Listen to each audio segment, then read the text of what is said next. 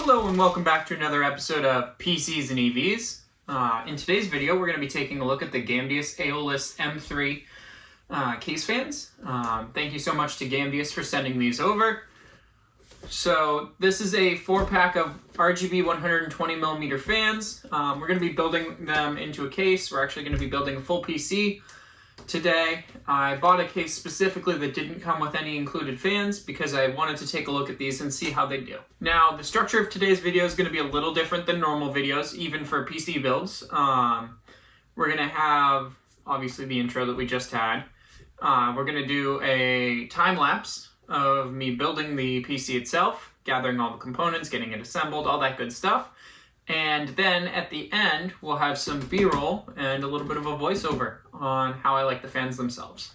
Now, as far as the unboxing experience goes, the fans themselves are a little bit inset from the edge, so it's probably like a 115mm fan itself, with probably about 2.5mm on either side for housing. It does have a very, very, very square frame, so this would actually work pretty well as a radiator fan. They are RGB fans. The only thing that I'm not a fan of would be the fact that it's got a proprietary connector for the fans connecting into the hub and everything. Now, the Aeolus M3 fans come in a 4-pack. Not drop any. And that'll actually work really well in the micro ATX or mini ITX case that we'll be using today. Now, it does obviously also come with its own proprietary fan hub and everything that works with those proprietary connectors. Is what it is. Can't say that I'm necessarily a fan of the connectors themselves, but hey, I mean, from what I understand, this will be a relatively budget fan hub. And I'm just checking to see.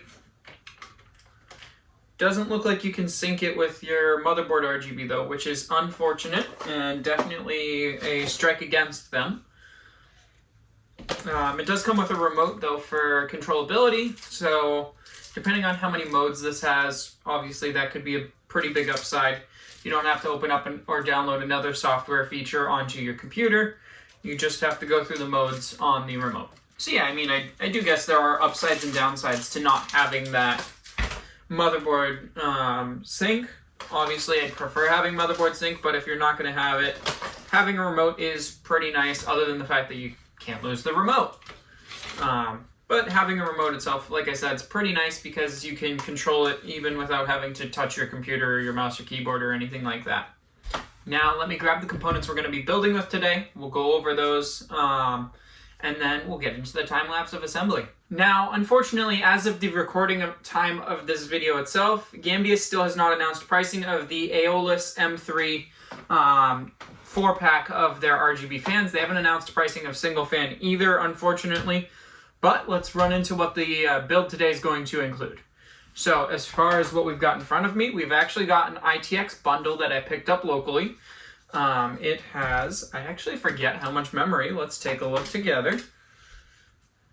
32 gigabytes of DDR5 5600 megatransfers.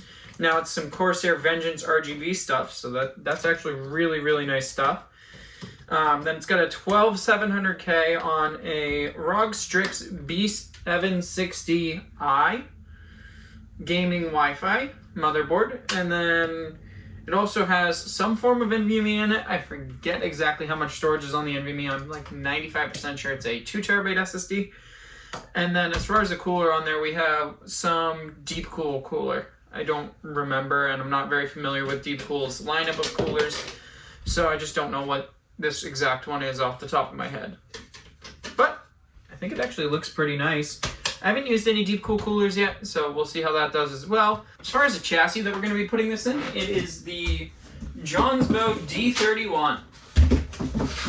Now, it is a fully mesh case. You can get it with a solid front panel, and actually you can also get it with a screen up here at the top, which I found really interesting. It's a screen that they sell separately for about $90, or the screen version of the case you can buy up front for about $90 more. But one of the major downsides of it, so it's a micro ATX case about the same size as the Asus AP201, I believe. That's a micro ATX Asus Prime case. Has very similar design and is almost the exact same size. You can fit your power supply up front. Doesn't come with any pre-installed fans, but theoretically we could fit a 360mm radiator up top if I so desired. I'm not doing that in this case, and not in this build at least.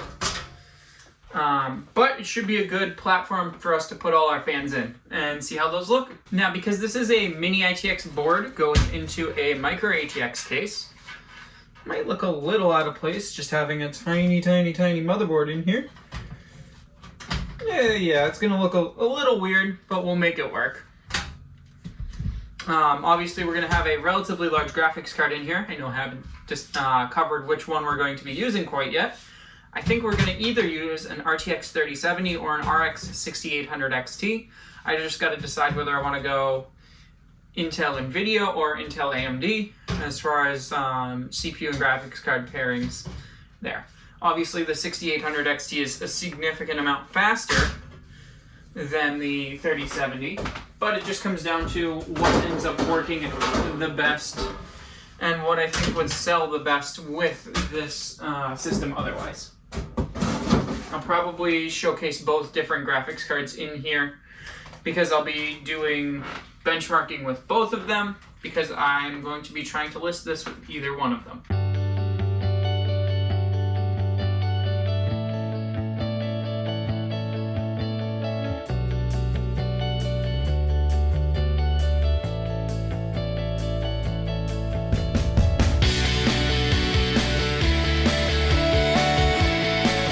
Man, I still can't get over how small these EVGA 750 watt units are for SFX.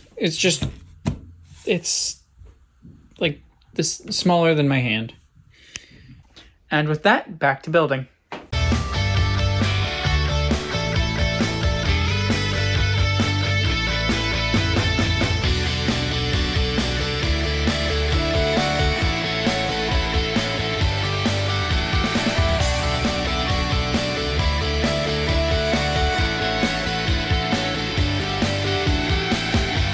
Now let's take a look at the fans themselves. As you can see, they have a very beautiful RGB static mode. There are so many different variations of settings as far as what you can set the fans themselves to. It's actually quite astounding. I mean, there's probably over 40 or 50 different settings for it. You can cycle the RGB, you can change how bright the RGB is, you can set it to be faster or slower on the cycling of it. Unfortunately, like I said before, there's no motherboard RGB sync. However, I do still think that these fans are a really good option for someone who maybe they have a case who doesn't have RGB fans in it to begin with. Maybe you just want to bling up your case. There's so many different things you can do with a fan pack like this. And I wanted to say thank you again to Gamdias for sending these over. I think the final product came out absolutely amazing, and I really appreciate you guys for thinking of me. I think it came out really, really nice looking. And then as far as benchmark results in times by extreme, we get about 6,800 points overall. And that's going to do it for this one, guys. As always, make sure you like, comment, subscribe for more. And thanks for tuning in to another episode of PCs and EVs. Bye now.